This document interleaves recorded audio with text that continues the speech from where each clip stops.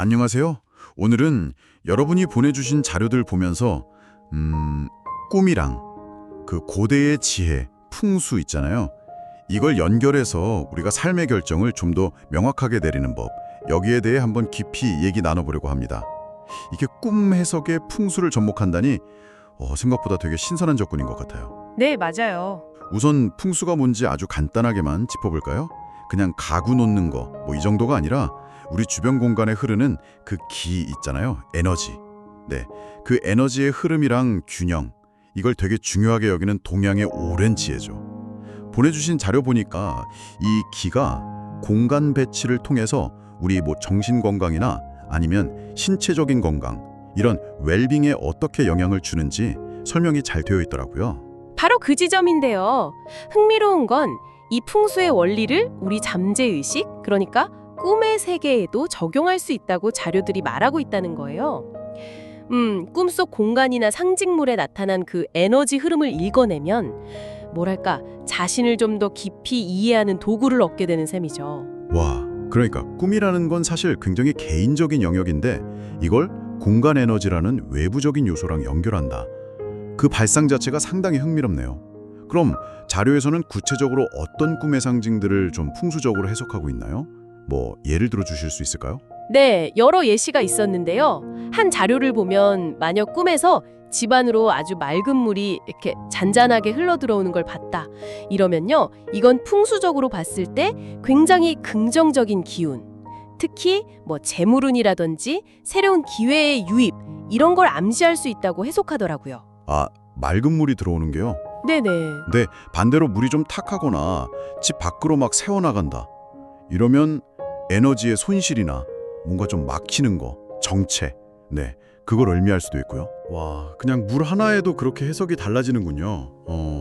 그럼 혹시 직업이나 관계 문제로 고민할 때 꾸는 꿈도 이것도 좀 비슷한 식으로 풀어볼 수 있는 건가요? 그럼요. 예를 들어서 직업적으로 좀 성장하고 싶다 이런 분이 꿈에서 좁고 막힌 공간에 갇혀서 답답함을 느꼈다. 그러면 풍수적으로는 지금 상황이 좀 정체되어 있다거나 성장에 뭔가 장애물이 있다 이렇게 볼 수 있는 거죠. 아, 그 답답한 느낌 자체가 바로 그런 걸 나타내는 거군요. 네, 그렇죠.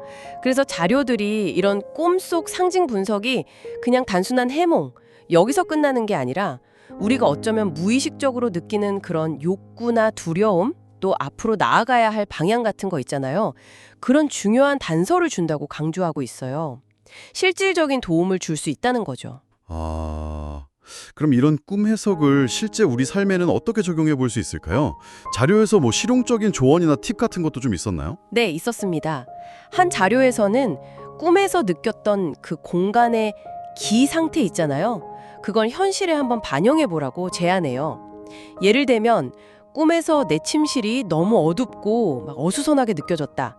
그러면 현실의 침실을 좀 밝게 정리하고 가구 배치도 바꿔보고 이런 식으로 에너지 흐름을 개선하는 거죠. 아, 단순히 기분 전환 차원이 아니라 진짜로 공간을 바꿔서 삶의 활력을 되찾는 데 도움이 될 수 있다. 이런 얘기군요. 네, 맞습니다. 이게 그냥 기분 탓이 아니라 실질적인 삶의 변화로 이어질 수 있다는 관점인 거죠. 그렇군요. 근데 이렇게 꿈을 해석하는 게 그럼 그 정확성이나 한계점 이런 거에 대한 언급도 혹시 있었을까요? 그거 중요한 질문인데요. 자료들도 역시 이 풍수적 꿈 해석이 만병통치약이라거나 아니면 절대적인 예언이다 이런 건 절대 아니라고 딱 선을 긋습니다.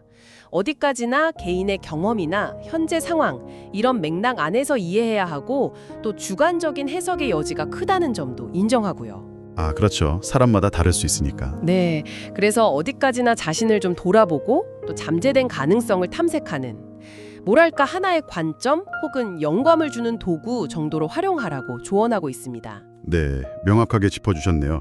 이걸 맹신하기보다는 성찰의 도구로 삼는 게 중요하겠군요. 자, 그럼 오늘 우리가 쭉 살펴본 여러분의 자료들, 이걸 정리해보면요. 풍수를 통한 꿈의 해석이 개인적인 성장이나 더 나은 의사결정을 위한 상당히 흥미롭고 또 실용적인 접근법이 될 수 있다.